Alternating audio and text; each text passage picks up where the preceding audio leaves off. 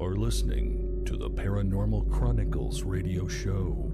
Here are your hosts, G L Davies and Dave Dominguez.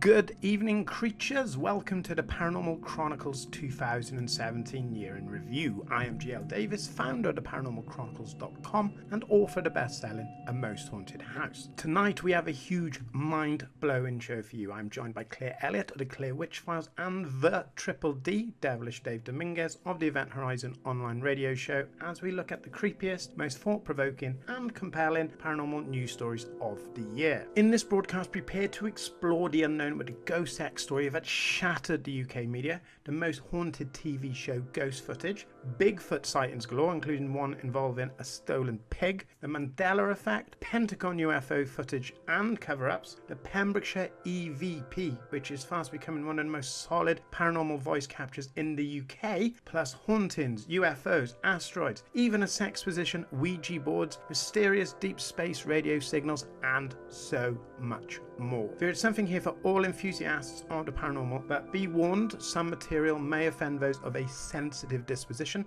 and the views expressed by the panel may not necessarily reflect those of the ParanormalChronicles.com or its staff. This year's Paranormal Chronicles 2017 Paranormal Year in Review is sponsored by Ghost Sex 13 Shades by Gladys Truman. Enjoy 13 XXX ghost erotic accounts now available on Kindle, Amazon Books, and now on Audible. Check it out for a paranormal thrill. Please subscribe to TPCN and enjoy the archive. We have a huge wealth of paranormal content just for you. Without further ado, on with the Paranormal Chronicles Paranormal 2017 Year in Review.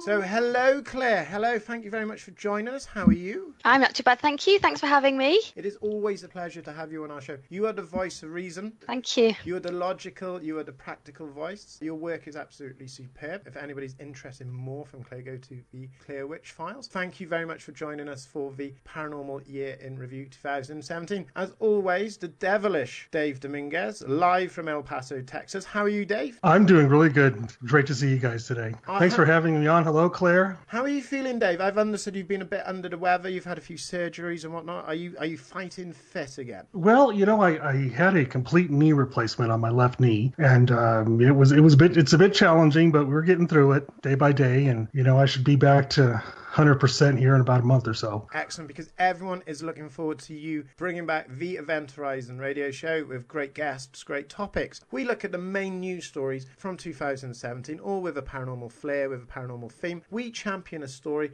and we just get into the nitty-gritty of it. This is going to be absolutely fantastic because we've got Bigfoot, ghost sex, UFO cover-ups, most haunted, EVPs. This is even bigger than last year, so I'm really, really excited. So, ladies first. Claire, what would you like to start with? Well, if I could start with the EVP that you caught when you're on your travels in Pembrokeshire. Yes, of course you can, yes. I understand you have an article being published on EVP. Yeah, well, EVP was my area of research for my master's thesis, so I have an interest in the skeptical explanations of what EVP may or may not be and the psychological explanations. So this is kind of my area of interest. I've got an article that's due to be published in the Psychologist magazine in the UK about EVP and the skeptical explanations for it. Congratulations. And thank you. I'm hoping it's going to be out in the next couple of months, so I'll be able to share the link with you guys. Please do, because I understand, I believe that everyone at Paranormal Chronicles, everyone who follows us and reads our work will be really excited by that. If I'm honest, I'm a little worried now because I know that you pull everything apart. You've got this skill of being able to understand things, especially from a psychological perspective. What would you like to talk? Well, I've watched the video and I read upon your investigation, just purely from my own sort of interest. How did you actually record the EVP? What equipment did you use? You said it was quite kind of lo-fi. It was very lo-fi. It was on my Apple iPhone 5. I'm not very good with technology. Our equipment had been failing all day because there wasn't much signal there, and the location was horrible, as you could probably imagine from the video and the article. I just thought it was a very, very good opportunity to record urban explorer extraordinaire Sean Davis and just having a bit of a chat with her while we had a bit of signal, a bit of power to do so. I had an asthma attack while I was in that awful location, and when I went to edit out all my wheezing, it's like, what is that? And there appeared to be a voice. Now, what did you think the voice said? I actually couldn't hear any words on it. Okay. So I watched the video on my iPad just with the external speakers. I couldn't hear it, and then I thought, I know, I'll try headphones, because usually you can hear them better with headphones. So I tried with those, and I still couldn't hear it, even though it had the suggested words attached. It was quite difficult to kind of isolate it from the background noise, but even then, I could hear something, but I couldn't make out any words. It just sounded like a noise, which could have been, some movement of clothes or something else in the recording. I wouldn't necessarily have picked it out if I'd been listening to it all the way through. So what we can do is, I'm going to play the recording now for our viewers, for our listeners. Let them decide for themselves, because you pointed out a key phrase there, suggestive wording, about planting these seeds. I thought I heard something. I let people hear it without any suggestive wording, and then I told them what I believed I had heard. And then everyone was like, yeah, that's what we heard as well. So let's listen to that. Do you know what these were? Oh, Sean. I just tripped as well. What? I thought my torch had run out of battery then. Fuck. So what were these used for, Sean? These were where they stored the arms, I think. And there's another section, there's living quarters and all sorts, like, I don't know, that's an air hole up there, isn't it? Look at the fucking water, it's mental. Look at the fucking water, it's mental. Excellent. So, you believe that what has happened is like misidentified noises? It could be. I mean, I'd be interested to know how you isolated that from the recording, because presumably you recorded it for quite a few minutes. Did you listen to it all the way through and then that sort of stood out to you? Could be a voice. On the original recording, I believe it was about 2.5 minutes, and it was just an opportunity to promote Sean. And as I said, when I listened it back on the raw audio, because I was listening with my headphones on my recording studio, in my editing studio, I heard a voice back and to the left of me, and it sounded like they were saying, stand and be recognised. But there was nobody there, and there was no way anybody could be there. Anyone who's seen the article, if you haven't seen it, go and have a look and watch the video. There's no way there'd be anybody there other than us. It was a very difficult location, one of the worst locations I've ever been to. It just looked horrendous. Just by you saying about the spiders, there is no way I would go there. I'm not scared of ghosts, but I am petrified of spiders. So that would keep me out. What about giant maggots? Yeah, not keen. Decomposing sheep, bats, giant spiders with eggs, brambles. The smell, like you, I think I certainly would have felt sick, if not actually be sick. It sounds horrific. From your studies, do you believe there is a rational explanation to the majority of EVP phenomenon? I do, yeah. I mean, EVP tends to be usually quite difficult to interpret anyway. If you do get a really good EVP, it almost sounds too good for it to be paranormal. But there are lots of different things that it could be. So say you were in a larger investigation, it could be someone called out or said something and they forgot they said it, because it happens. Or it could be stray radio signals or something that sounds like a word but is just background noise. So with microphones, they have an auto gain circuit that amplifies low volume sounds. So if there's not much else going on in the recording, very small sounds will be amplified, so it can sound like a word or a voice.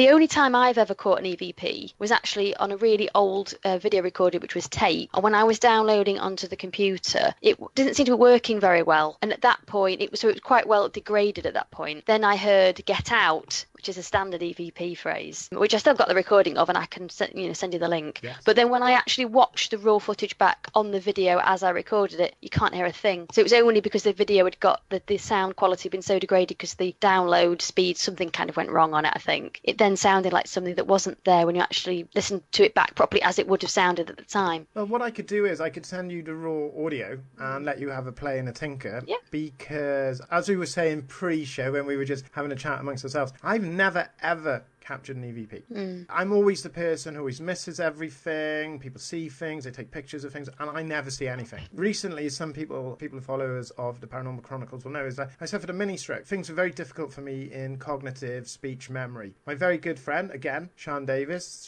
Nature Girl, the urban explorer and adventurer, we went for dinner one night. It was the first time I'd been out, and both of us saw this huge shadow, animal shape, run across this magnificent location. And I said to her, "Did you see that?" And she said yes, and she's tremendously skeptical. And one of the theories that was given to me is because I'd had the mini stroke, all these barriers I'd built up, suggestive ideas, explanations, rational thinking, was no longer there. And that's why I was more susceptible to seeing something peculiar. So Dave, how do you feel about EVPs? Have you ever had your own personal experience? Personally, I don't believe I have. However, I did listen to your EVP, and I've heard it before, and I heard it before you suggested anything about it. And I'll tell you, I've always been skeptical about them, but hearing yours, I think it kind of pushed me over the fence a little bit more, believing in them, because I did hear the halt and be recognized or stand and be recognized. I distinctly heard them say that in your EVP, which I found fascinating because, you being in the old fort and everything, that's probably what they would say back in the day. I really think that it was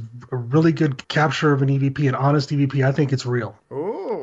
Very interesting. There you go. Yes, two very, very different views there. One of the key things that you both picked up there as well is the location was an old guard billet in St. Ishmael's in Pembrokeshire. It was an old guard billet. Are we listening out for language or dialogue which would have been key to that area? Like stand and be recognised would be something a guard would say. Now, if I'd been on a farm or an old hospital, would we necessarily be hearing something that says stand and be recognised? Are we listening out for things that fit the location? Does that make sense, Claire? It does. Well, my master's research was actually exploring exactly that. So when I played participants clips of white noise and told them that there were EVP recordings in there, and then 36% of them actually heard a voice in the sound. So there was already the suggestion of something paranormal, and they were actually shown a video of people capturing EVP in a haunted location. So it was a paranormal prime, as it were, for them to hear things, which, if you were just playing them white noise and saying, "Can you hear anything?" it might be that percentage would be less, because the suggestion is making some people more prone to hearing things that aren't there. Earlier in the year, I was very blessed to have Elaine Kelly from the Spectre Detectors, and she came on the show and she presented a lot of spirit box communications. I don't doubt Elaine and her team's ability to capture great compelling evidence. I'm just confused by the methods. Now, what do you think about spirit boxes? Well, I have got one actually, so I got that for research purposes. They are used a lot in paranormal investigations because they consistently get results. So if rather than just having a voice recorder where you're just listening to the ether, with a radio box, you're highly likely to get a message through, or what seems like a message, because you are scrolling through radio stations that have music and voice. So all it takes is a few of those to connect to make a similar sounding voice, and you've got something. How about you, David? Have you ever used any such devices or had any evidence presented to you from a spirit box? Locally, I've seen people use them, but I'm with Claire on this one. I think that it just picks up random radio waves from somewhere, something bouncing off somewhere. It could be anything, and I don't put really too much stock in them. Within 10 minutes, the three of us have actually agreed on something there. Absolutely superb there, Claire. Anything else you'd like to follow up with EVP? I'll share the link of the one that I caught and see what you think. And yeah, if you send me the source material, I can certainly isolate it. And what people often do is they try and raise the noise floor so you can hear it a bit more clearly as well. So I could have a look at that. Be fascinated, and maybe it's something we can come back to. Myself and Sean haven't had the opportunity to go back yet, obviously because of my health. Also, she's a very busy lady. And also, it's the time of year. It's a very dangerous location. It's on the coast of Pembrokeshire. You've got crashing waves, huge cliffs. It's a very bleak place to go at any time of year, particularly in the winter. So we plan to go back now in the spring and do a proper investigation there. So if either of you are in Wales at that time, please feel free to come to the most awful location you can imagine. Dead animals. You sold it to us. Giant spiders, bats. It was like something from a Scooby-Doo episode. Thank you very much for story one. Now, Dave, I'm very excited about this one. We have a huge Bigfoot following. Myself and Dave, initially when we came up with the TPCN concept, we did a couple of shows about Bigfoot, and we've got a great Bigfoot following. We've got great Bigfoot fans. And Dave, this story is absolutely superb. I'm really excited. Would you like to introduce your first story of the year? The one that I found really, really interesting, this story here. Turns out that pigs really are flying near Avocado Lake in Fresno, County, California. This farmer, he claims to have spotted a Bigfoot there in the area. He said he spotted 5 Bigfoots, or big feet, whatever you want to call them, run past him. And he's driving down the road and he sees him and he hits him with the headlights. And as they all scatter, one turns around and he doesn't see like a water pipe sticking out of the ground, and he trips over it. And he happened to be carrying a pig, and the pig went flying. So I thought that's just hilarious, to see a Bigfoot, a big giant ape carrying a pig, and then it's flying in the air. So you can actually see, I saw a Bigfoot and pigs fly on the same day. Gonzalez, who was a gentleman who witnessed these 5 cryptid creatures, he claimed that one of them, which was extremely tall, had a pig over its shoulder. The 5 scattered, and the one with the pig was running so fast it didn't see an irrigation pipe, and it tripped, and the pig went flying over. Gonzalez, a self-described paranormal expert, said there have been 2 other Bigfoot sightings in the same area in the last 5 years. He has a photo of one of the sightings that claims to show a Bigfoot running through an orchard. Is it conceivable that this is real? What's your feelings on this, Dave? I think that it's a good chance that it's real. I've spoken to several friends that live out there, and they're adamant that this, and especially in that area, that there's a Bigfoot population in that area. I think it's really possible that's a real picture. Going by the look, it's not as grainy. When people go look at it, it's not as grainy as the other pictures that you see, and it doesn't look like it's staged. So I tend to believe this guy. I think he really did see a group of Bigfoot. It's my understanding that families of Bigfoot live in California in those areas, and they can actually be tracked. I believe it. What do you think they were going to do with a pig? Probably have a pig roast, something like that. Bigfoot phenomenon is, I'm not saying it's exclusive to America, but you Americans have worked really hard cataloguing the evidence and searching for it. Do you think that the Bigfoot creature is capable of making fire? Is it that sophisticated? No, I was just joking about that. Okay, but I think, yeah. What I think that's unusual, because you do see them carrying, I've heard about them carrying off deer. I've heard about them carrying off, even dogs. But most of the time you hear them saying that they're herbivores, they eat fruit and whatever. They'll come and they'll take some corn from the crops and things of that nature. But I've never heard about them stealing a pig or anything like that. Maybe the occasional sheep, but that's the first for me. I don't know how I feel about them eating meat. Maybe when they run out of local fruits and vegetables, they go and they attack, or they'll go and claim a dog, or they'll claim a pig, or they'll claim a sheep. I think it's just a little bit unusual. It's believable. Maybe they're not going to eat it at all. Take it to market. They might take it to the market. Maybe they're going to domesticate it. Maybe, we've all seen the movie Deliverance. Maybe there's something a bit more sinister going on. I think it's an incredible story. And to follow on from that one, the South Carolina police issue warning not to tackle Sasquatch after a spate of sightings of the mythic beast. Bigfoot was shot at, only for it to turn out to be a man in a suit who was, he was working for a TV show where they were reenacting Bigfoot sightings, and he was shot at. The police sent a warning. The Greenfield Police Bigfoot warning went out the day after the Charlotte Observer revealed that a member of a Bigfoot watching group claimed to have had an encounter with a large bipedal animal covered in hair on Friday night around 11 p.m. in a wooded area in North Carolina's McDowell County. According to the Charlotte Observer, Bruno wrote on Facebook post that, "I turned on my headlamp and saw a large biped animal covered in fur. He described the creature as having had a smooth, solid black face and shaggy hair." Bruno noted that he chased the creature and had a stare down with it before it disappeared deeper in the woods. As an American, David, as an American who has a gun, what would you say to our Bigfoot listeners out there, paranormal listeners out there, about engaging with Bigfoot? Well, I wouldn't recommend it, because we don't know what this creature actually is. We don't know if it's part human or anything like that. There's actually, some states actually have laws. They have passed laws that you can't shoot a Bigfoot or any type of cryptid creature resembling a Bigfoot. And so surrounding states, Louisiana, Arkansas, and New Mexico actually have those laws. Texas doesn't have it, so you could shoot a Bigfoot legally in Texas. However, I would hate to see that if you really did shoot one and they brought it up and they saw that the coroner thought that this is part human, what would you be charged with? I would think that the local authorities would really have a hard time with that, and I think your life would probably just be miserable after that, with all the Bigfoot people coming after you, and probably be the most hated person in Bigfoot society, around the Bigfoot aficionados. So I wouldn't recommend that at all. I was just going to say, I can't remember the guy's name, but there was a famous case of somebody who claimed they'd shot a Bigfoot but then buried it and then went back and brought a sample back and claimed it had been taken by other animals, the actual body of it. Tested it, obviously it wasn't a Bigfoot in this particular scenario anyway. And then he was accused of faking the whole story and then he got pilloried. But unfortunately, I can't remember his name now. But wasn't that was the one with the quite a goat's famous head? case. There was like a dome of a head, and they did DNA analysis, and it was like goat hair. Not the one in the Himalayas or the Himalayas, as my gran would say.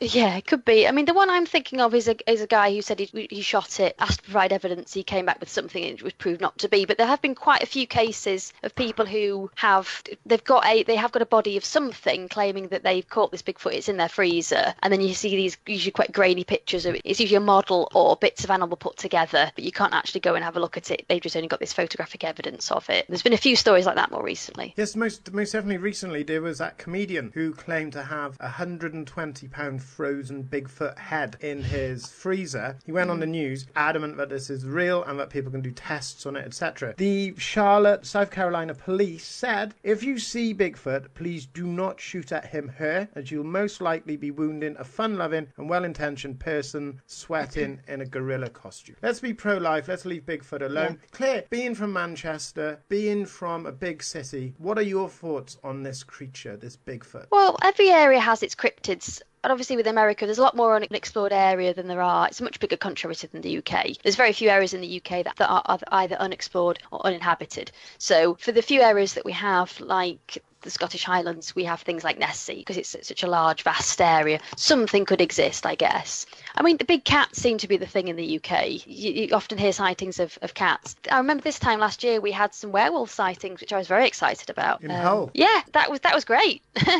But what you often find is somebody will see something and then there'll be a rash of sightings because people are predisposed to see that particular animal. So a werewolf sighting, obviously I don't remember any other sightings, and then there was a rash of them, and then it kind of goes off the boil. And you find that with things like big cat sightings and Loch Ness Monster, it reappears and then it's, you don't hear anything for a few months. But we don't tend to have any kind of any Bigfoot stories in the UK. So there's no real ape-like creatures the stories that I know of in the UK very much. It's usually something like big cats, or obviously Loch Ness would be our most famous one. Yeah, definitely. And big cats aren't at all that mysterious. In America, Dave, you've got things like cougars, and not the ladies obviously, but you've got like big cats and mountain cats. In the UK, it's quite unusual. But in the 1970s, the Wild Animal License Act was passed, where people had to pay quite a high premium to keep exotic pets like parrots and alligators and big cats. So they were just released into the wild, and some have obviously reproduced with feral cats and made new versions of themselves. And I saw with several friends in the very early 90s what appeared to be a big cat near Hyrmon in Crimmock in Cardiganshire in West Wales. Dave, have you got anything more you'd like to add to these Bigfoot stories? I do have one more interesting story that I did run across. That was in a village in Malaysia where they claim that these Bigfoot creatures come out, they attack older people, the people in the village, and they have this village completely terrified that they don't know if it's a Bigfoot or some people think it's evil spirits. The police seem to be out there and they're trying to calm people down. And I just thought it was really, not so much unusual, but it's unusual that it's a Bigfoot out in these rural villages, because usually they claim it's evil spirits or some sort of big cat or something. So I thought that was real unusual. And that was in a village in Malaysia, just outside of Kuala Lumpur. And I know you have a story about that and people can read about it. It's very interesting. Yeah, because Bigfoot, or cryptids of humanoid creatures, is worldwide. And there's some really great articles and investigations and audio and video that we have on the Paranormal Chronicles. With Dave, you've interviewed people. I've collated various Bigfoot stories from the world. And pretty much every culture on the planet has this great big humanoid, hairy, human-like. They tend to be, for the most part, quite peaceful. But the one you're discussing, Kuala Lumpur, these were creatures over 6 foot. They were attacking the village. These villagers were terrified. But there are Bigfoot sort of creatures in Australia, the Aborigines. The Yowie. The Yowie. Then you've got the Sasquatch, you've got the Yeti, you've got the Russian version. There's a great guy. He'll definitely be listening to this. His name's Neon Symphony Synthesis, Paul Neon Synthesis Lewis on Twitter. Go and check him out, guys. He's a huge Bigfoot fan, and he's constantly sending me articles and links about things about Bigfoot. So check out Neon Synthesis on Twitter, and I'm sure you'll learn a lot about Bigfoot. Claire, your next subject, your next article is, again, very, very close to home for me. This is about something that happened in my home county of Pembrokeshire. Yeah, you may even have driven past the house. Yeah, apparently this is a story about a Nayland couple in Pembrokeshire. Sandra and Dennis Holman, both 79. They live in a cottage which is over 260 years old. Now, apparently, they've lived there for 17 years without incident, and then a few weeks ago, some strange things started to happen. So, Dennis went to his shed to get a strimmer to use in the garden, and couldn't find it initially. So when he did eventually find it, it was completely wrapped in, I think it was masking tape. Yes. Slightly unusual. The shed itself was in disarray. Apparently there's packets of cat food open, and it kind of sounds like someone's got in there and, messed it, or an animal's got in and messed it around. But this strimmer was wrapped in tape. Anyway, as increasingly over the next few weeks, more and more objects started to be wrapped in this tape. So the utility room became a focus, so objects in there suddenly became wrapped up. Bizarrely, they even had wood saws that appeared in the kitchen cabinets, which they were obviously a bit perturbed by. And from what I can gather, the way they describe it, the house is in disarray, so objects keep disappearing, reappearing. They've had glasses, reading glasses taken from them. Apparently her blue badge has disappeared. Hearing aids have gone, and they've reached the point now where they don't want to live in the house any longer, and actually been staying at hotels elsewhere, and it's affecting their health and obviously mental well-being, because they're finding it extremely stressful. I wanted to share this article. I just thought it was quite interesting how they've lived there, without incident for all that time, and all of a sudden something's happened. So my immediate reaction as a skeptic was, is somebody messing with them? As someone doing it deliberately? Because it sounds like it might be initially in one room, a utility room, which might be easy to get in and out of. I mean, there are other skeptical explanations, but it's difficult because they've gone to the press because they say they can't find help elsewhere, and they've already said it's not us, we're not doing it to move house, because some people may say that they are doing it so they can, is it safe to counsel the house, they want to be moved somewhere else, and they're using this story as a reason to be moved.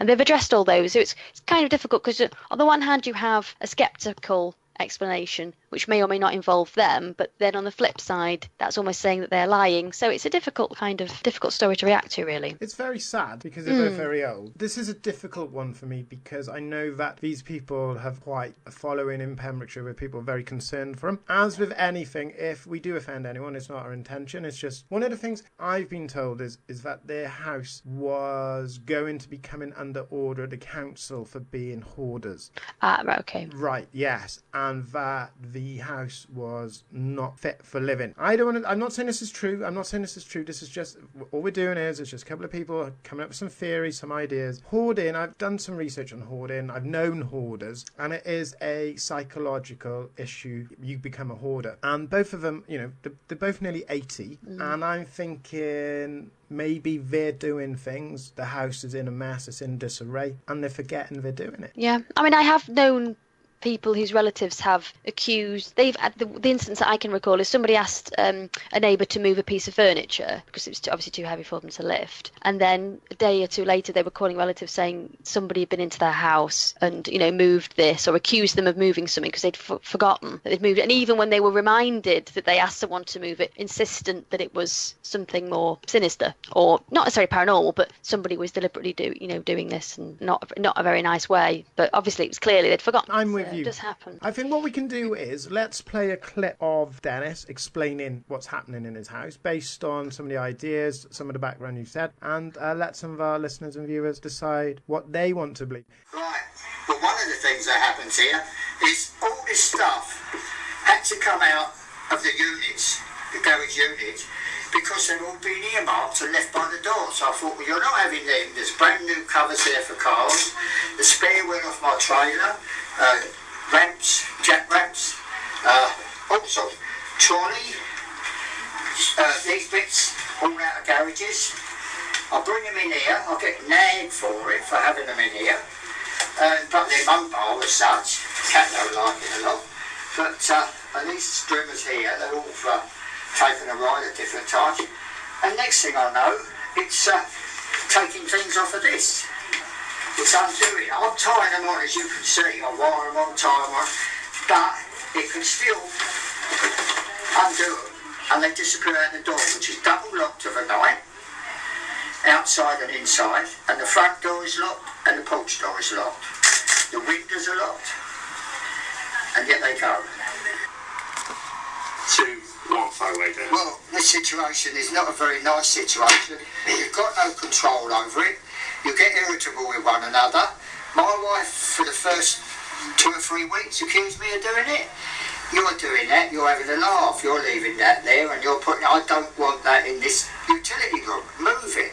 So I said, I would move it. I said, but I didn't put it there. I'm not bringing all this stuff in and stacking it up. So, you know, words come to that. And then she come to realise in the finish that other things were appearing, that she used to have a little van in the garage and there used to be bits and pieces in that van. And next thing you know, the van hadn't been used for a couple of years and bits were appearing in here on the side. And I said, you know, there's no way that that I'm doing all this. So she come to realise it. But when you've got a situation you can't control, you can't say, get out, go, boo, like that. If anything, it makes it worse. That is the God's honest truth, honest. And I don't believe. But when I'm standing here, which I have been, honestly, I've been standing here and I've been talking to my missus over there, and all of a sudden I've seen something go. But in fact, lighter than that, Now, these people seem really nice. They're very old. They're not asking for money. I haven't come across a GoFundMe page where they're trying to get money to buy a new house. They're obviously very, very upset. So, Dave, what do you think about this particular haunting? Well, my first thought, of course, I thought, well, they're elderly people, and something just happened. This happened all of a sudden. I thought something must have changed. And them being elderly, I thought, well, maybe there was a change in their medication and dementia may be setting in.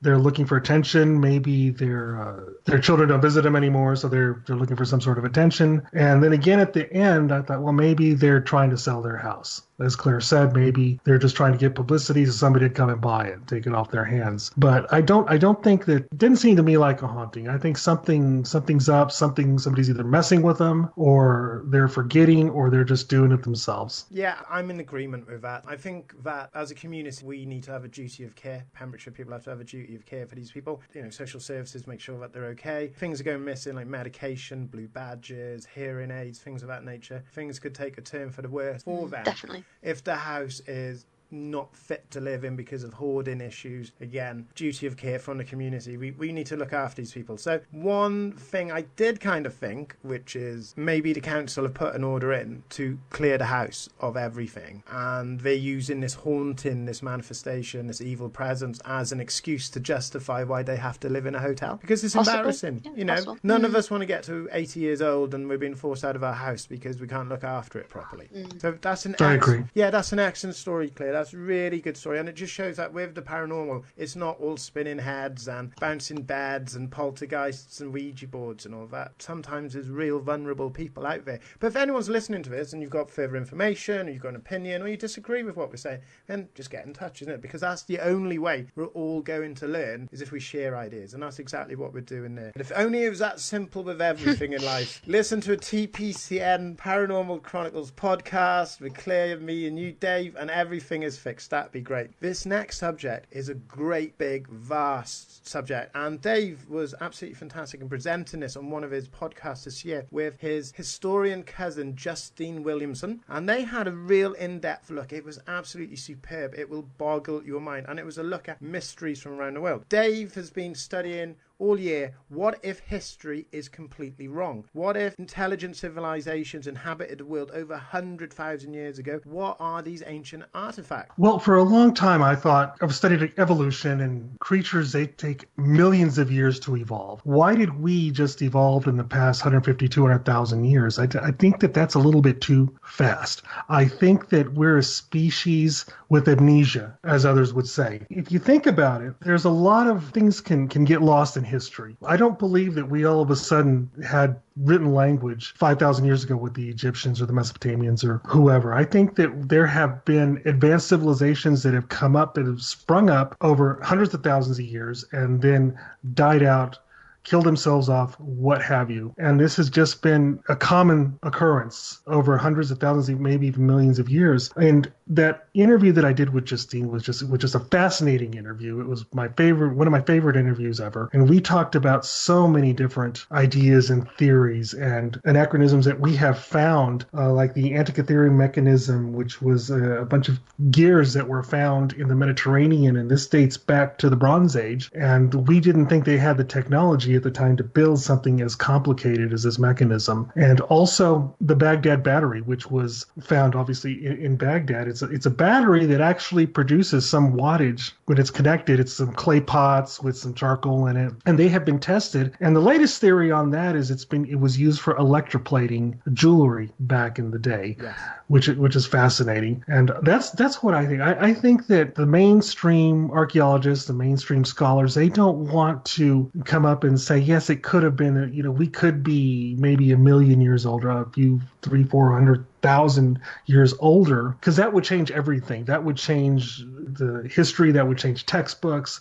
People, could lose their career, be laughed at, and that's why I took this up, because I'm a big believer in that theory, and I don't believe that we could have just sprung up over 150,000, 200,000 years and gone from living in caves to going to the moon. I just don't believe that's possible. Absolutely superb, Dave. I'm a huge believer that we are a lot older. I think that human civilization has been reset many, many times. And like you said, it's been forgotten. It's like the Dark Ages. So much information was lost in the Dark Ages, and then we continue. And there will be a time when we reset again, where there will be global nuclear annihilation, a disease, a virus, and we will simply go back to the Stone Ages and reset. And all of this, everything we know, everything about civilization within 10,000 years will be gone, and everything will begin again. I watched a fantastic movie on Christmas Day called The Lost City of Zed, which was about explorers charting the Bolivian and Brazilian border in the early 1900s.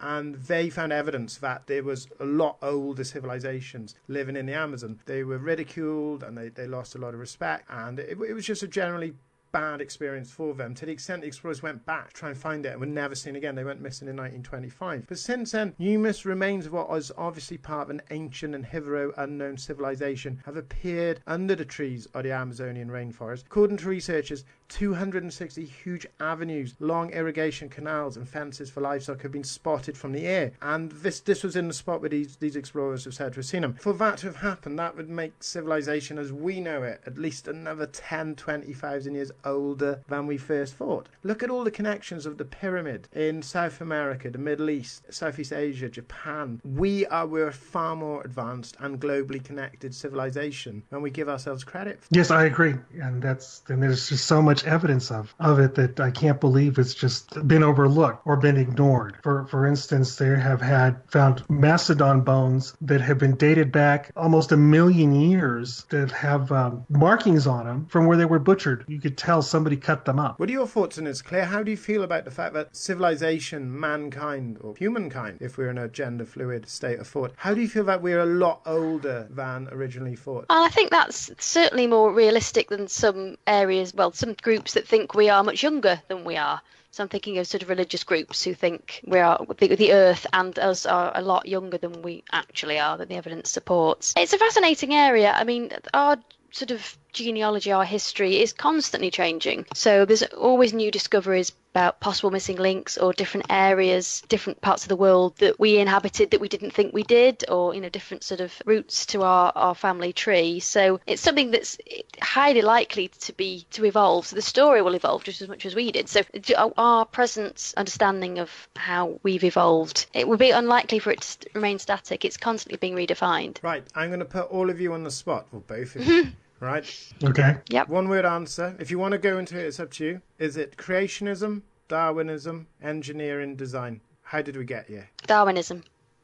Well, I would like to think that it was creationism, because the odds are just too great against us to just exist, to pop out of nothing. I was going to say Darwinism would require a very long period of time to work as well, so that might be evidence for the fact that we're older than we think we are. Well, I agree, and I agree with Darwin as well, but I also believe in a higher power. Fair enough. Oh, this is a whole different show, isn't it? That's a 4-hour podcast we're going to do. Why are we here? I'm going to cheat, okay? I'm going to take the coward's way out. I believe we evolved, and then we were given a little bit of help, and we were engineered to just get to where we are now.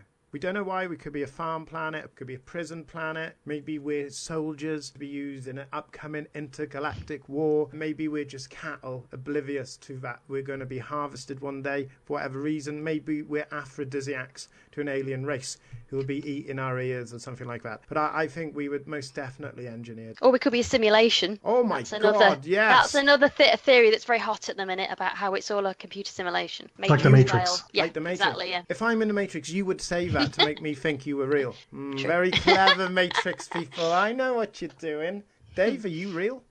For real. For show.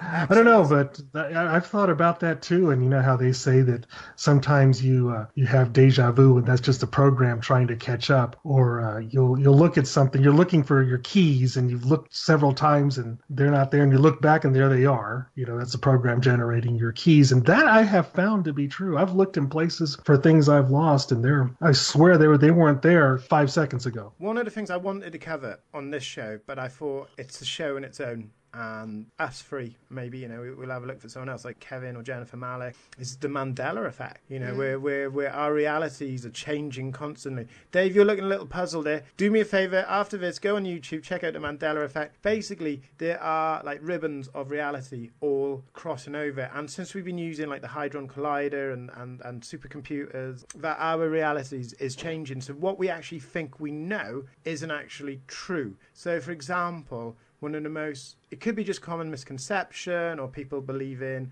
something that was a falsehood anyway. So one of them is Star Wars, where Darth Vader says, big spoiler guys, big spoiler, Darth Vader says to Luke, I am your father. He never said that. He actually says, no, I am your father. In Forrest Gump, there is the life is like a box of chocolates. His mother always said life was a box of chocolates. And finally, there's millions of examples, but one of them is a very famous one, which will tie us into the next article in a moment, is Houston, we have a problem. But that was never ever said. It was Houston, we had a problem. So basically, Dave, everything we think we know is changing because of alternate realities are just seeping into ours and going back out. And as a collective, we are remembering things differently to how they are because they're constantly changing. Does that make sense? Well, to me, that just means that if somebody sees a car accident, you have 5 people seeing a car accident occur, you're going to have 5 different stories and 5 different versions of how it occurred. I think it's just memory, the way you perceive things, and I don't necessarily think it's an alternate reality, but I will definitely check out. Do you know what? Everyone who comes to my house, I put on this video, and they're really skeptical, but there's always one thing they get really upset. No, that's not right. It's always been like mirror, mirror, mirror, mirror on the wall. Never ever said it's a magic mirror on the wall. Claire, this is great psychology for you. How do you feel about the Mandela Effect? Like Dave said, I would explain it as false memories. A lot of people have memories of being very early memories, so before they were 5 years old, of being lost in a shopping mall somewhere. Very vivid memories often of things that happened when they were tiny that, if you ask the parents, never actually happened. So false memories are part of normal consciousness because memory is reconstructed anyway. We're not recordings. We're not recorders. We don't record everything, like a camera would do. The Mandela Effect it was kind of like a year ago, wasn't it? A year or two ago, where it suddenly became a really big thing on the internet. Yes. And everyone was, talking about it. And it's fascinating. And I think, am I right that it's named the Mandela Effect because people thought Nelson Mandela had died before he actually had? If you know what I mean, they thought he by the died time in 1993. Yeah. And millions of people can remember him dying, to the extent that someone's produced a textbook from a South African school talking about his funeral, which was printed in 1993. It's mad. One day in the future, people will be saying, can you remember that episode of TPCN, the Year in Review, where Claire had said the Mandela Effect was just something to do with memory, but in the new version, she'll be saying it's a real thing. It's great. It's worrying because, well, it's not worrying. It's great for me because whenever I get into an argument now and I know I'm wrong, I'll just say, well, it's probably the Mandela Effect. I like you thinking. I'm definitely going to use that. Yeah, you can say to your partner, oh, you said you would take me to the cinema tonight, take me out for dinner, buy me flowers. No, I didn't. You say, yeah, I did. And you go, oh, Mandela Effect again. What I've done is to expedite the process rather than myself taking 3 individual articles like I did last year. I want to just take a big cluster and put them in a big bowl and let's try and make some sense of this, okay? I'm going to look at, for all the UFO enthusiasts out there, the conspiracists, all the people interested in life out there, a couple of stories that are all linked together. And the first one is literally happening now. As we were recording this, this story is getting bigger and bigger. The mystery of a top-secret UFO program has deepened after government officials claimed there was a confusion about its purpose, while experts accused them of backtracking. So basically, the Pentagon last week confirmed the existence of a $22 million program called the Advanced Aviation Threat Identification Program, or AATIP, which investigated sightings of UFOs between 2007 to 2012. And basically, they released some videos of some very strange objects with advanced propulsion, maneuverability, doing extraordinary speeds and great agility through the sky. There was talk that President Trump kind of like had to tell them to give us some information. He's not really that fussed on whether they are existing or not. Some people thought it was just a distraction from the truth, and this was a fantastic story. So now, like the Mandela Effect, these agencies say, no, we didn't say that at all. So originally the program was unable to explain more than 700 UFO sightings in a 10-year period. I'm really interested about this story, Dave. It really captured my imagination. My phone went red hot. It went off the hook the day the story came out. Everyone and their mother was calling me about this. Oh my God, the disclosures come in. It's only a matter of time. NASA are telling us about these planets in space. We're going to these moons, going to these asteroids. Stephen Hawkins is talking about radio signals. But now, apparently, there was nothing to the story. Dave, what is happening in America with your government? Well, if you think about it, this has it resembles Roswell, the Roswell incident that they found a UFO and then all of a sudden they're retracting it. No, it was a weather balloon. So maybe they're going to say these jets were chasing weather balloons. However, when you see them, I don't think they were made up. I think they were real. I think these pilots really didn't know what they were seeing. And my theory was, I was hoping that this is going to be some precursor to a big reveal. Maybe they're getting the public ready and used to the idea of extraterrestrial life. Maybe we found something on Mars and they're just judging and seeing what the public's reaction would be. Because before I've said the government will not admit to extraterrestrials unless there's literally one landing on the White House lawn where they cannot deny anything. So this is what I was hoping. I was hoping there was going to be some sort of reveal, life on Mars, or something that they found here on Earth. Now that they're retracting their story, well, it's probably looks more like something from the Roswell. Maybe it's another Roswell for the 21st century. Well, they released 2 bombshell videos of unexplained UFO sightings by US military personnel that were investigated by this AATIP, which were published. And when the press went back to them, they said there was confusion over the AATIP's purpose and denied releasing any videos or files related to it. So really good, really tied in very nicely with the Mandela Effect. Claire, how do you feel about alien visitors? The first human they will meet will be Donald Trump. If I was an alien, I'd just get back in the ship and fly back. But I don't really see the physics of it, space travel, the time it would take to get, unless obviously it's between dimensions, I guess. It is a fascinating area. I mean, it seems to be, if there are any UFO sightings, the person picks up the worst camera they possibly have. So it's always really difficult to actually get decent footage. But like Dave says, I mean, there are plenty of stories of pilots who have seen things when they're, up in the air, and I don't doubt them for a second. Doesn't mean they're extraterrestrial, of course, but I'm sure they've seen something. And I find those stories very fascinating. Probably more of a thing for Americans than it is for the UK. We don't really have that kind of fascination with UFOs and what the government knows or doesn't know. Those kind of conspiracy theories don't seem to be as prevalent in the UK. Occasionally the stories will pop up in the news in the UK. They're less likely than in America. Who knows? I mean, something may get revealed, and there could be another WikiLeaks or something like that where these files get released. It is so hard these days because a very dear friend of the Paranormal Chronicles, Gwyn Thomas, aka GV Thomas, he witnessed the UFO, took action immediately, got in his car, chased it, camera in tow, for it to be a drone. Well, yeah, I mean, eventually they're probably going to have to be licensed, aren't they, drones? Because there's quite a lot of them out and about. And I went to a wedding this week and they used the drone. And one of the wedding photos has the couple in the foreground, and in the background you can see this drone flying. So it looks a little bit like a really big dragonfly. Definitely, and I think drones are a great tool now for paranormal investigators, getting some great shots of locations and buildings and sites and whatnot. Yeah, it's very frustrating for me because I was super excited, and literally today, when I'm getting ready for the show, it's all blown up again, but this never actually happened. I feel like the Men in Black have just buzzed me, and none of this actually happened. There's a couple of other stories that has come out this year, again, one of them very, very recently, and I apologise straight away to anybody from Hawaii or America in regards to an asteroid called Oumuamua. Do you know how to say that, Dave? Oumuamua? I don't even think I would have even attempted. It's O-U-M-U-A-M-U-A. Umama. Umama.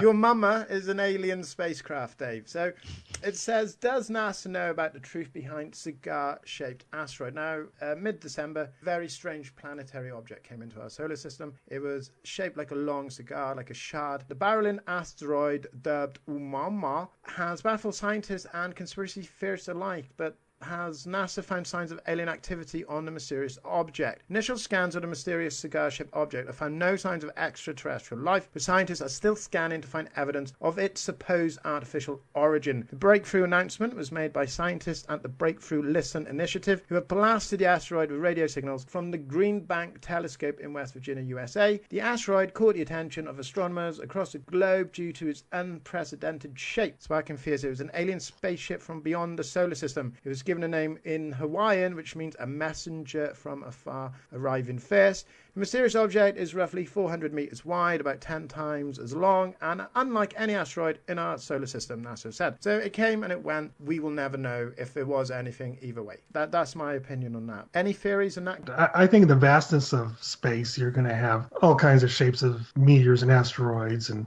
whatever you have it. So there's bound to be one shaped like a giant cigar, what have you. So I just think it's just by chance, simple chance, and it was found. I don't think it's anything more than that. Yeah, I mean, the thing about the shape, if it's broken off something, it could be any kind of shape. I understand the logic of saying it might not be as aerodynamic or it might not be as old, but if it's a jagged piece of rock or bits of rock that's stuck together, it could be any kind of shape, surely. I know there were a few people saying, how could we have missed this? There must be, thousands of them flying around because we can't see all of them. There could be one flying past as we speak, and we probably wouldn't know, which is a bit scary. Yeah, exactly. The probability that something will hit us one day, it's assured. And there's very, very little we'll be able to do about it. Now, the final part is the cluster, UFO enthusiasts and alien life enthusiasts. All of these stories, by the way, everything we're discussing tonight is all on the ParanormalChronicles.com website. Have a look. There's the articles, there's a radio show, there's some great episodes of TPCN with myself and Dave on Event Horizon with Claire. If you want to get more from Claire, hear more of her views, if you're a big fan of her, there's loads of stuff. All of this stuff is on the website and is continued to be a website daily. This one, Stephen Hawking, mission to find alien life detects mystery signals. So Stephen Hawking, who is by far the most intelligent man on the planet. No one's really here to argue with him. He strongly believes that there is life out there, and with a conglomerate of businessmen have put up a reward for anyone who can prove that there is sophisticated alien life out there, etc., etc. So a mission to explore intelligent alien life in the universe has recorded some mysterious signals coming from a galaxy 3 billion light years away, according to an Indian origin scientist working on the ambitious project co-founded by Stephen Hawking. Vishal Gujjar is part of the team working under the Breakthrough Listen project set up by Hawking, one of the world's best known scientists, and Russian billionaire Yuri Milner to discover the truth about the universe. The latest fast bursts prove their equipment is working well and ready to pick up signs of life if they exist. We really have no idea about where they come from, Gujjar, one of the scientists, has said. If some form of life were to produce a signal that is detectable to another civilization, this could be the way to do it. But I don't think they're coming from intelligent civilizations. So the article goes on about there's millions and billions of stars and galaxies, and the universe is much older than it is. Do either of you believe that we will get a signal through from an ancient civilization? It takes so long for the signal to get through. Also relying on there being intelligent life out there as well, of course. I don't doubt for a second that there is life in the universe, but it might be amoebas. It's the probability of finding the civilization with the technology to be able to send a signal, and then the distance it would take to get to us. I think the chances of that are astronomically small. I agree. We have to know to listen on the right frequency at the right time that signal's coming to us. And it could be from anywhere. That signal could be billions of years old. That civilization could have long since destroyed himself. Their sun could have long since gone supernova. So it's going to be a bit difficult, I think, and God bless the people at SETI that keep at it. I don't think it's going to happen anytime soon. It is tremendously tragic to think that if we ever did catch a burst of radio signals, that could be a dying, desperate attempt by a long gone civilization as an SOS, calling for anybody out there, because I'm pretty sure if it was a big asteroid heading to Earth, that we would just beam loads of SOSs out into space. You've got to, haven't you? Because if we're faced with global annihilation, an extinction level event, that we would try that, and just on the hope that there's a spaceship going past that can just shoot this asteroid out of space. There is life out there. I believe that there is very, very sophisticated, intelligent life. I even believe they've been here. They've engineered us a little bit. But one thing I think we can all agree on, skeptic, believer, whether you've got an interest in this or not, is that there is life in the universe. Whether it's sophisticated or not is another thing, but there is certainly life out there. I agree. Yeah, I would agree with that as well. I'm terrified for the first explorers, because if you think about all the things on our planet that could kill us, lions, tigers, mosquitoes, sharks, imagine what we're going to find on alien planets. It's going to be horrible. I'm glad I'll be dead by then. So what we're going to do is we're going to take a very, very quick break, and then we're going to come back, and guess what? It is time. 2 biggest, most controversial stories of the year. Claire's take on Most Haunted, the ghost that the TV show captured. I have been so excited since Claire chose this one, and the story that everyone bugs me about every single day. I've been back in the papers, guys. I've been a busy boy. Dave is going to talk about ghost sex. So don't go anywhere. Listen to our messages, support the show and our sponsors. We'll be back in 2. You are listening to the Paranormal Chronicles Network. Please remember to subscribe so you never miss an episode. Visit theparanormalchronicles.com for paranormal news, reports, pictures, audio, and video content. Find us on Facebook at The Paranormal Chronicles. Together, we explore the unknown. Serendipity Jewelry is beautiful, handmade jewelry by a Native American artist. Treat yourself or a loved one to earrings, bracelets, and necklaces. All items are lovingly crafted using real natural crystals and materials. Join us on Facebook at Serendipity Jewelry and message us for further information, to browse our items, or for beautiful handcrafted gifts. Serendipity Jewelry. Spiritual beauty for you. Do you believe in ghosts? A Most Haunted House is the true best-selling paranormal account that has chilled the world. Available on Kindle, on Audible, and in paperbook. Dare you read? Dare you step inside a most haunted house?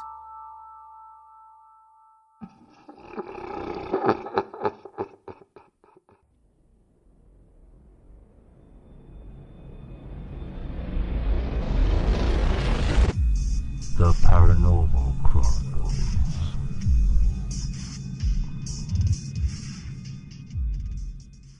Claire, tell us all about what happened with Most Haunted. Okay, folks. Well, Most Haunted is still going strong.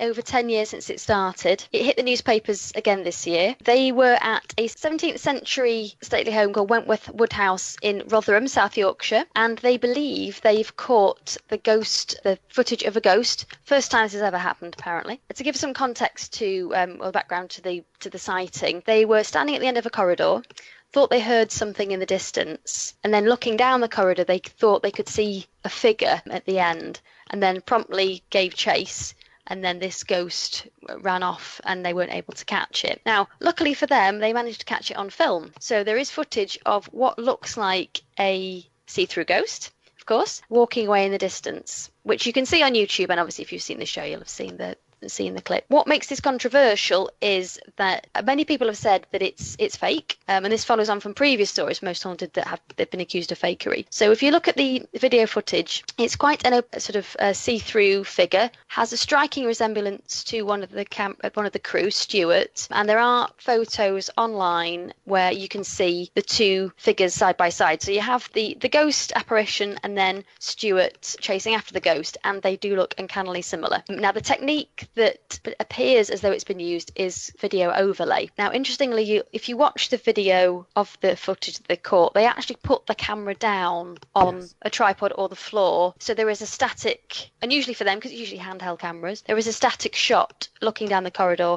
and then this figure appears. Now, for an overlay, you need 2 static shots for the trick to work. So you have one static shot of nothing, and then you overlay that with the same angle with something in the background. So it's quite an easy camera trick to use. The skeptical explanation is that's what it is. I mean, obviously, I suppose it could be a ghost. Mentioned before, this follows previous stories of Most Haunted and being accused of fakery. The most recent example being in 2004, which was known as Rope Gate, where they went to 30 East Drive in Pontefract, and Carl appears to be pulled up from halfway down the stairs backwards up to the top of the stairs by an unseen hand. And there is video footage where you see what looks like a rope tied around his waist, which may or may not be used to yank him up the stairs. So read into that what you will. I'm sure there are diehard fans who say it's real, but unfortunately for me personally, they lost their credibility a long time ago. Yeah, it's been in the news this year, and you could also argue ratings may be falling, and it's in their interest for these stories to be out in the tabloids. So,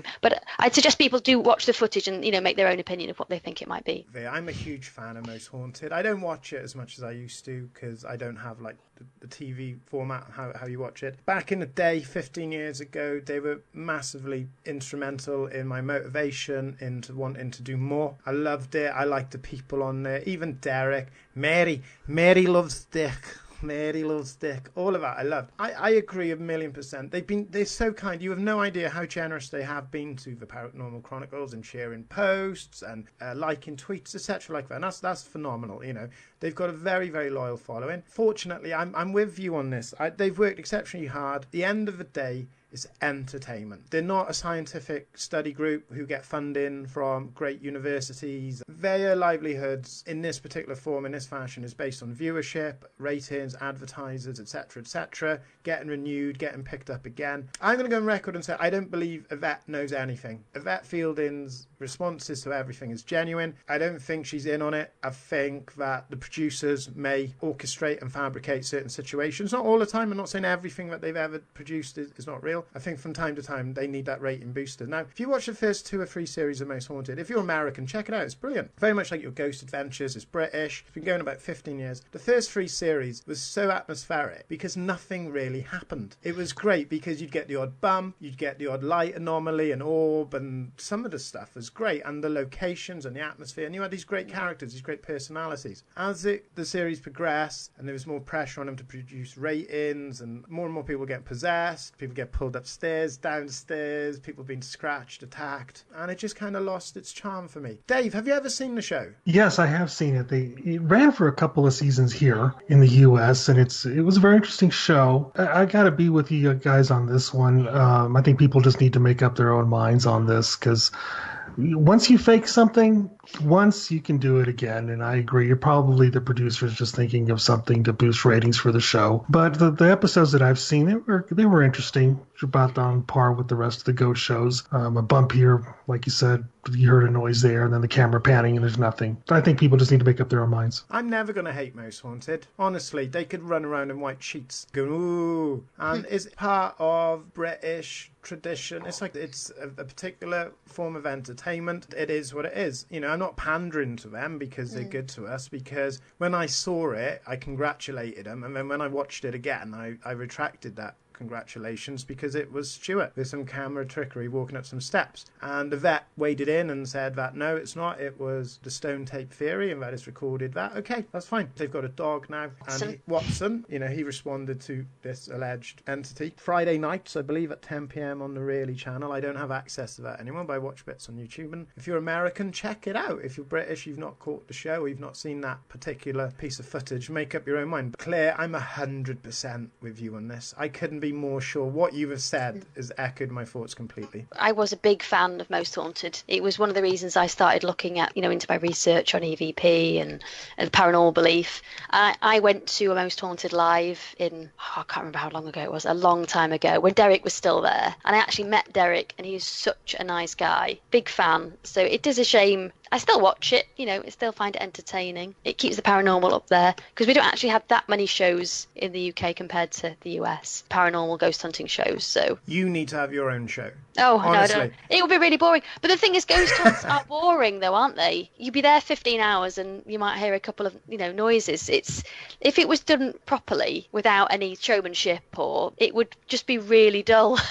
So I can understand the drive to make it more entertaining, because I'm sure you guys have been on ghost hunting, and there's a lot of sitting around in cold locations. Boring. Yeah, it is. It's boring. It is boring. Get loads of criticism for this, and I say, guys, going out and with a night vision camera, shout and show yourself and doing this and that isn't investigating. The real work is when you're sat there with 4 different lots of 15 hours of footage and audio going frame by frame, because it's exceptionally dull, cold, you're tired, you basically sat around in the cold, in the dark, thinking, why aren't I in bed?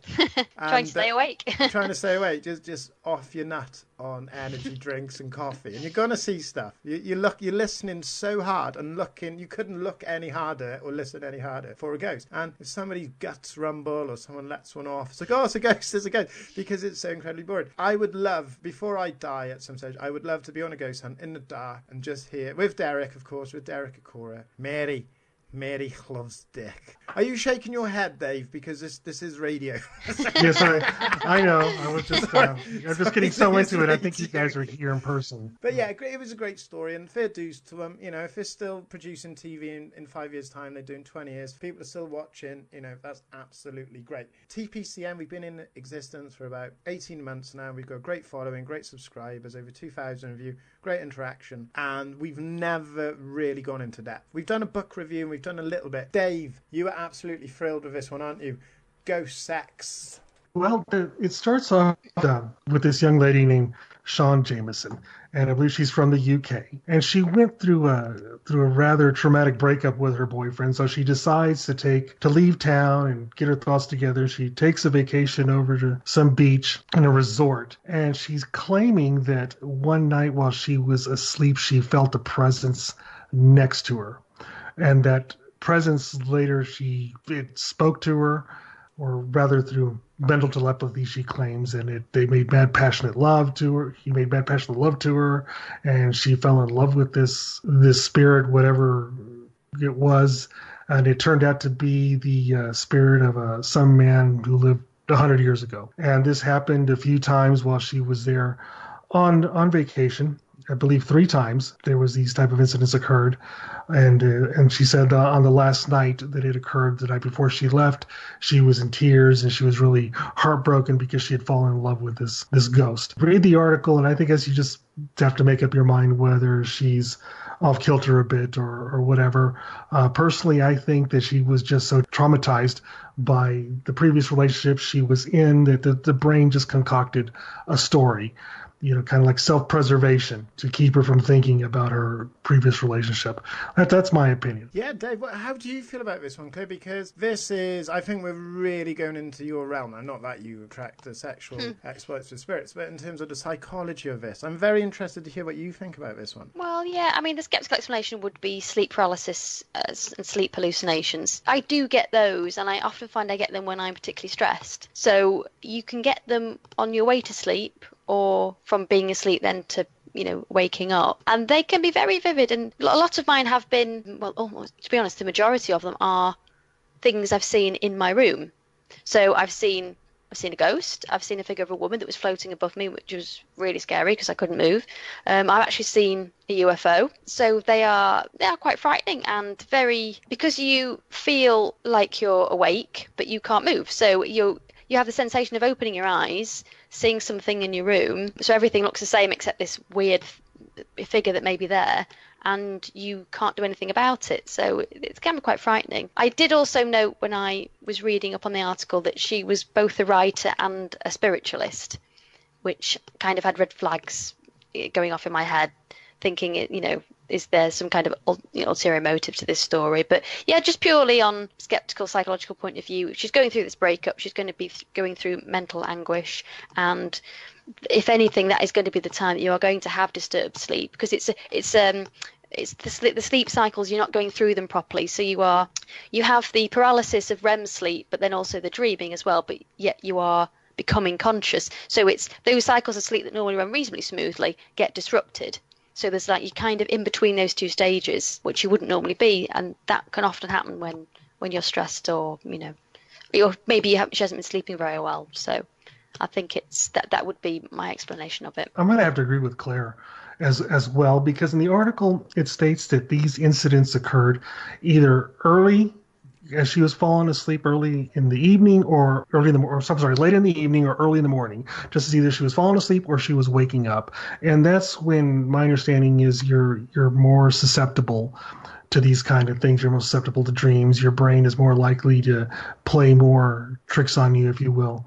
So I think that's probably what it was. If it wasn't an all-out concoction and she actually believes this happened, it's probably what it was. It's just her mind playing tricks on her in a self-preservation mode. Anyone who's familiar with myself knows that I spent 5 weeks documenting for a true account called Ghost Sex Violation with a lady who claimed to have these encounters. And I interviewed her over 5 weeks. We went through the nitty-gritty. It was one of the most controversial books of the year. Not only did I conduct an investigation at the house, but I brought in a psychologist, and we went through the different psychological reasoning behind it. We can't dismiss psychological disharmony of the brain for causing these things. There's so much evidence, like the motives behind it. Claire, you're very quick to pick up on. She's a writer. She's a spiritualist. Dave, you brought up she's just come out of a broken relationship. The stress, there's all these different things. And, we don't know anything about her habitual habits, like consumption of alcohol or marijuana, things of that nature can cause sleep apnea and different sleep disorders as well. I've become unintentionally this ghost sex expert.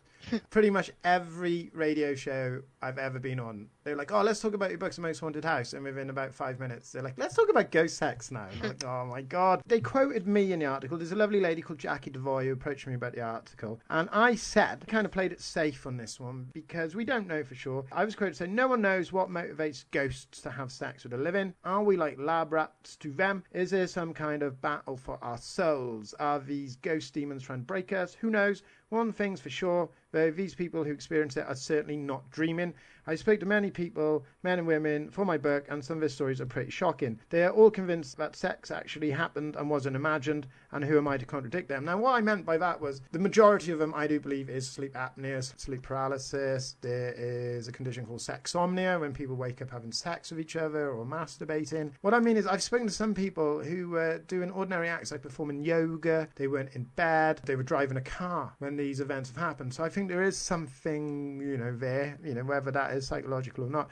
The one bit I liked the most about this article, again, this happened in Wales. So 3 of our stories of the year happened in Wales. This was in Aberystwyth, which is probably closer to you, Claire, than it is to me. Yeah, probably. Actually. The woman said, Sian said, he appeared one more time after that. This is after the first time they've had intercourse. It was the night time and I was just drifting off to sleep. All of a sudden, the duvet slid off me and I could feel a cool hand running up my thigh under my nightshirt. I sobbed after he'd left that night. I guess I had fallen in love. What an easy girl. Thing is, right, I'm going to flash a couple of pictures up now because she's a good-looking girl. I don't think necessarily that she has to look for the advancement of the undead or spirits. I think maybe this is some kind of, how would you say, Claire, disassociative behavior, where she's kind of like trying to disconnect from real physical human love and trying to make herself more special. But I wouldn't be surprised if this lady read Ghost Sex Violation and we're going to have her own version published as a book in the next 12 months. Wasn't the character in a portrait in the house as well? So you've got the thing of almost like an overactive imagination. She's seen this figure, this painting, isn't incorporated in her dream or imagination. Because I don't know if you dream, there's usually random bits of everything that you've happened that day or that week that kind of get merged together, but you can usually link it back to something that's happened or you've seen something. That's true. It's something that made an impression on you during the day or because you're stressing about, you're thinking about. Yes, I will flash the picture up. There was a picture of this guy. He looked like a weird Stephen Fry.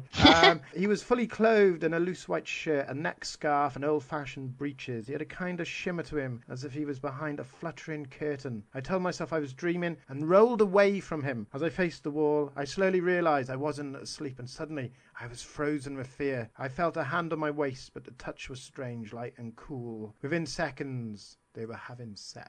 And you see, there's the issue of consent there as well, isn't there? It doesn't sound like it was given. Yeah. What if it had been an old man? What if it had been an old geezer, huh? Maybe she'd have said no then. But no, it was some young guy, right? It's just coincidentally, it was a young, good-looking guy, right? In the picture. Yeah, exactly. Some kind of English gentleman. But as you said, what if it had been an old lady? Like we've covered in depth on the Paranormal Chronicles. There's so much material on there about ghost sex and the gentleman who got picked up a beautiful young hitchhiker and then was raped by an old hag with excrement breath and a vagina like sandpaper. Yeah, guys, if you want to read all that stuff, go to the paranormalchronicles.com/ghost sex. There's tons of it. If any of you have had any experiences where you do believe that you have been molested sexually, maybe you're not molested, maybe you enjoyed it, get in touch with us. I'm sure myself and Claire and Dave will come and visit. So yeah, any other thoughts on the ghost sex lady? No, that's just it. I think that it's just all in her mind. Either it's all in her mind or she completely made it up for publicity. Yeah, I'd agree with Dave on that. I think also she might be, say that happened to someone else, someone might have a more skeptical explanation, but reading between the lines, she may well be someone who is a bit more open to the paranormal or maybe has a greater imagination. So the dream may have seemed more vivid and she may make it's more important to her and more real to her that maybe if that experience happened to another person, they would have put it down to a vivid dream. I think she's probably maybe a bit more open to it with her sort of outlook on life. I think that some people, they have an ordinary life and they need something magical to happen. Whether it's being abducted by aliens or seeing a ghost or having romantic affairs by a ghost or being demonized, like those old people in the house, the hoarders, just to make an ordinary life less mundane and something more ordinary. And it worked. This lady's been on this morning with Philip Schofield and been in all the newspapers. She's been in Jackie Devoy published an article in Reveal magazine, and it was hot topic. It was red hot for the whole week, and I'm sure this lady's made a bit of money off it as well. So regardless if it happened, it didn't happen, she believes it or doesn't, it's not the worst thing that's ever happened to her. So that is our paranormal year in review. I think it was far more interesting than the year before. Anything, right, this is a strange question now because we're not psychics. Well, I'm not anyway. What would you like to see happen in 2018? Let's start with you, Claire. What would you like? Well, I mentioned before we had some vampire sightings about a year ago, so I don't know, maybe some vampire sightings or someone who's been attacked by a vampire. Young David, sir, Dave Dominguez in El Paso, what would you like to happen this year? I would love to see them reveal that there really is life on Mars, that we found something, an artifact, or even microbes. I think that would be awesome. Absolutely superb. I would like to see a dating app stroke Ouija board, right, where you can date dead people. I'm sure. Oh, I see. Right, I get what you mean now. Yeah, can you see what I mean? So it's like a Ouija board dating app. You can sext spirits and invite them into your home for coitus and other interesting and fun extracurricular activities. I think we could make a fortune. What would we call it? Well, there is. You can actually get a version of a Ouija board which is a sex Ouija board, but it's more for the living. It's more for the living, so it's asking about which sort of position you and your partner should use that night and things like that. Interesting, you would know about that, Claire. Well, Claire, where did this go wrong? I actually bought myself a normal Ouija board recently, and that one happened to come up in the suggestions. I was tempted to get it for a wedding gift, but I didn't do that. You could get it for scientific purposes, Claire. That's what I was thinking. Yeah. Research purposes only. Exactly. It's a little while to my birthday now, but it's Valentine's Day coming up, so you never know. Yeah, if you're out there and you're a big fan of Claire and you want to send a Ouija board with sexual positions and whatnot on there, please do. Thank you so much. It's flown by. We've done an hour and 30 minutes. There's some fantastic stories. As I said, everything we've discussed is on the paranormalchronicles.com. Claire can follow her work at the Claire Witch Files. I'm flashing loads of images now, and she's on Facebook as the Claire Witch Files. She's on Twitter is it the Claire Witch Files on Twitter as well? Yeah, so Claire Witch File on Twitter and the Claire Witch Files on Facebook. And you've got articles coming out this year. So as soon as we know about that, I think the best thing to do is just have you back on, myself or Dave or both of us, because we love having you on the show. I think you are our most regular favorite guest. Yeah, favourite guest. Let's just say favourite guest. And, thank you very much. We love having you on because it's that balance. If you hadn't been here, me and Dave had probably just done a podcast for 4 hours about ghosts. Yeah. Well, she's the only sane one. Yeah, that is pretty much true. So everyone in the TPCN universe, thank you so much. Dave in El Paso, Texas, I hope you have a speedy recovery. I know lots and lots of people have messaged me asking when you're going to do another show. All of Dave's great stuff is in the archives under the Event Horizon Radio Show. He's got his own bit on the Paranormal Chronicles page as well. Just click on it, Event Horizon Radio Show. Click on there, you get links to all his great stuff, all his interviews, the shows that me and him have done on Bigfoot, on ghosts, on UFOs. If you want more of Claire, there's loads of Claire on there. An interview with Claire, she was part of the 2016 year in review. She is a fantastic guest with a great voice, great theories, great opinions. So everyone, Happy New Year. Keep safe out there and don't get touched up by a ghost in the night, unless you want to. You are listening to the Paranormal Chronicles Network. Please remember to subscribe so you never miss an episode. Visit theparanormalchronicles.com for paranormal news, reports, pictures, audio, and video content. Find us on Facebook at The Paranormal Chronicles. Together, we explore the unknown. Serendipity Jewelry is beautiful handmade jewelry by a Native American artist. Treat yourself or a loved one to earrings, bracelets, and necklaces. All items are lovingly crafted using real natural crystals and materials. Join us on Facebook at Serendipity Jewelry and message us for further information, to browse our items, or for beautiful handcrafted gifts. Serendipity Jewelry. Spiritual beauty for you. Do you believe in ghosts? A Most Haunted House is the true best-selling paranormal account that has chilled the world. Available on Kindle, on Audible, and in paperback. Dare you read? Dare you step inside a most haunted house?